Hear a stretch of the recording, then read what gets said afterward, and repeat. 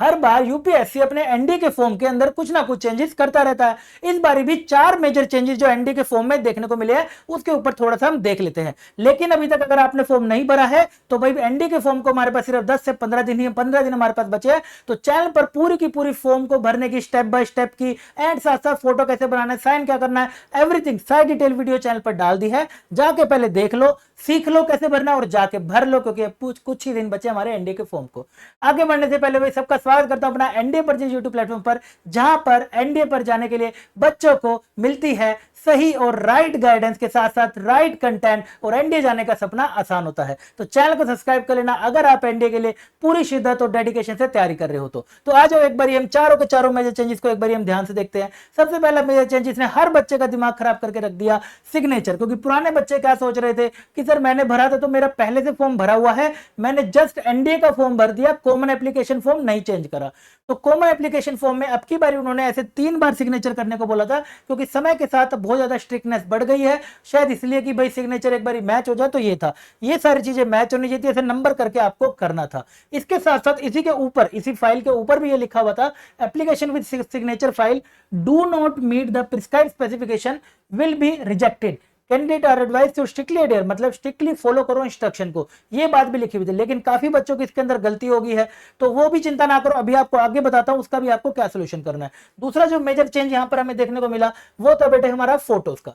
Photo में भी बच्चे पुराना पासपोर्ट साइज फोटो लगा रहे थे, और लाइव फोटो है, एक नॉर्मल पासपोर्ट साइज फोटो है। साथ साथ बात लिखी हुई है कि live photograph capture during the application process match with, वो मैच होना चाहिए आपका, shall be match with passport size photograph uploaded by the applicant. अगर मिसमैच होता है detected between the 2 passport size के अंदर फोटो के अंदर अगर कोई मिसमैच होता है, applicant shall not be allowed to proceed further with the examination application. ये पहले चीज नहीं थी। तो आप अपना अगर फोटो लगा रहे हो, वो फोटो की वैसे वीडियो मैंने डाल दी है, वैसे आप बना लेना, अगर आपको नहीं आता घर बैठे फोन से भी बन जाएगा। सिर्फ आपका फेस यहां तक कवर होना चाहिए, अच्छे से सब कुछ इसके अंदर कवर होना चाहिए। ये वाला फॉर्म आपका एक्सेप्टेड उन्होंने बोला हुआ है। और लाइव फोटो भी लो तो लाइटिंग कंडीशन में पीछे व्हाइट बैकग्राउंड के साथ लेना, कोई भी कमी मत छोड़ो, अपनी तरफ से बेस्ट। तो फॉर्म ही तो भरना है, कोई बड़ी चीज थोड़ी है। इसके साथ साथ जो थर्ड मेजर चेंज देखने को मिला है वो है सर्टिफिकेट नंबर के अंदर। अब भाई सर्टिफिकेट नंबर की बात करें तो सर सर्टिफिकेट नंबर हम कहां से लेकर आएंगे, हमारी तो मार्कशीट ही नहीं आई है, या फिर जो क्लास 12th के अंदर है उनका तो अपियरिंग हो जाएगा, कोई दिक्कत वाली बात नहीं है।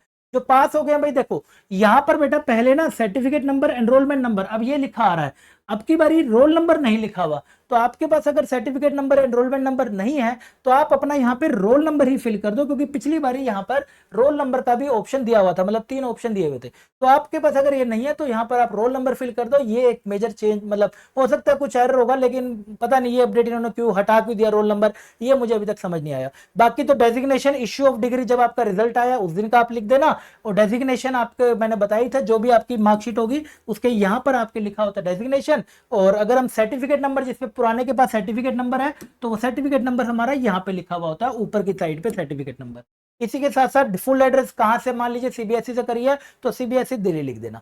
ये था थर्ड चेंजेस। और उसके बाद फोर्थ चेंज इन्होंने भाई साहब एप्लीकेशन, आप जब नोटिफिकेशन पढ़ोगे काफी जगह पे लिखा हुआ है कि नो करेक्शन विंडो की, इस बार करेक्शन विंडो नहीं आएगी। पिछली बार ये आई थी 2025 के अंदर, तब इन्होंने यूपीएससी के चेयरमैन ने बोला था कि अगर हम करेक्शन विंडो लाते हैं तो हमें पूरा सिस्टम अपडेट करना पड़ता है, जहां पर हम सारे सॉफ्टवेयर के अंदर एडिट का ऑप्शन ला सके, जिसमें हमारा बहुत ज्यादा टाइम भी लगता है और पैसा भी लगता है, टेक टीम को बहुत परेशान होना पड़ता है। तो इसलिए इन्होंने करेक्शन विंडो का कॉन्सेप्ट बंद कर दिया, कि बच्चों को बार बार एडवाइस करते हैं कि ढंग से भरो, ढंग से भरो, ढंग से भरो, रीचेक करो, रीचेक करो, इसलिए लॉक करने से पहले भी पूछते हैं, ऐसा उन्होंने बोला था। वो बात मैं आपके सामने बता रहा हूं। तो आपका भाई जिसका भी सिग्नेचर का प्रॉब्लम हो गया है, फोटो का या एक्सेप्ट हो चुका है, कुछ भी हो चुका है, तो टेंशन ना लो। अब ये प्रॉब्लम सिर्फ अकेले की नहीं है, हजारों बच्चों के साथ हो चुकी है।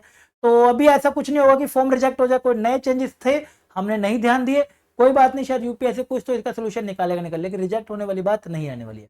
तो ये चेंजेस से अपने दोस्तों के साथ भी इस वीडियो को शेयर कर देना। आई होप बाकी अब तैयार हो जाओ एनडीए के एग्जाम को तैयारी करने के लिए, एनडीए 2026 के लिए। चैनल पर भी बैच स्टार्ट हो चुका है, रेगुलर पढ़ना अपना स्टार्ट करना परिणाम बैच से, नहीं तो अपना शुरू बैच में। चैनल को सब्सक्राइब कर लेना। मिलता हूं अगले अमेजिंग वीडियो के साथ, तब तक के लिए।